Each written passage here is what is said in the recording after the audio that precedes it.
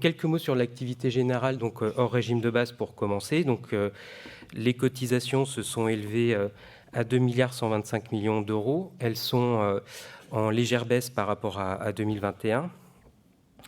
Le résultat financier a subi les effets de la crise, donc il reste excédentaire, mais il s'est fortement dégradé par rapport à l'année dernière, mais reste excédentaire donc à 116 millions. Les prestations continuent d'évoluer de manière assez soutenue, avec une progression de 5,1%, et elles s'élèvent à 2,554 milliards d'euros en 2022.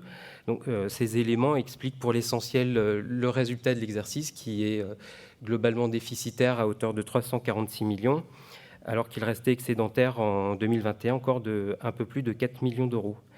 Si on inclut les données du régime de base, la CARMF a émis 2,799 milliards de cotisations en 2022, soit une progression de 1,6%. Et les prestations se sont élevées à 3,201 milliards d'euros en progression de 5,7%. Le régime complémentaire, donc vous le constatez, donc un résultat en forte dégradation par rapport à 2021, à moins 321 millions. Donc dans le détail, les cotisations se sont élevées à 1,9 milliard d'euros, en très légère progression par rapport à 2021. Les prestations se sont élevées à 1,426 milliards en 2022, en progression de 5,1%.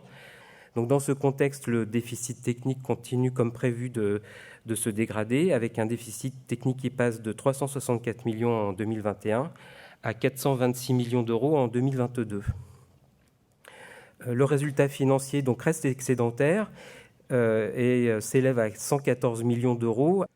En ce qui concerne le régime ASV, donc le résultat devient déficitaire à 49,1 millions d'euros contre un excédent de 66 millions. Alors on le voit au niveau des cotisations, donc elles ont baissé de 2% par rapport à 2021.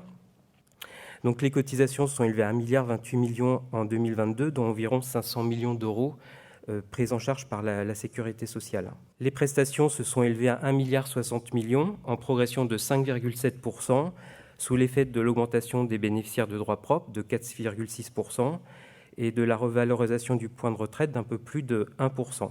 Le résultat financier, donc comme pour le régime complémentaire, s'est dégradé avec un résultat financier en déficit de 7,2 millions d'euros.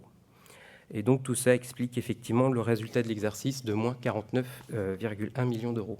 Le résultat du régime invalidité décès, les cotisations sont relativement stables. Elles se sont établies en 2022 à 87,4 millions d'euros. Les prestations sont en légère baisse de 3,7% à 67 millions. Donc à noter que les prestations ont été revalorisées de manière importante en 2022, puisque les prestations liées à l'invalidité ou au décès ont été revalorisées de 3,8% en moyenne en 2022. Le résultat financier fait apparaître un excédent de 9,5 millions d'euros, et donc le résultat net s'élève à 24,5 millions d'euros en 2022, contre 30,8 millions en 2021. La gestion financière, le résultat net a connu une forte dégradation, puisqu'il est passé de 328 millions à 116 millions en 2022, avec les effets de la crise financière.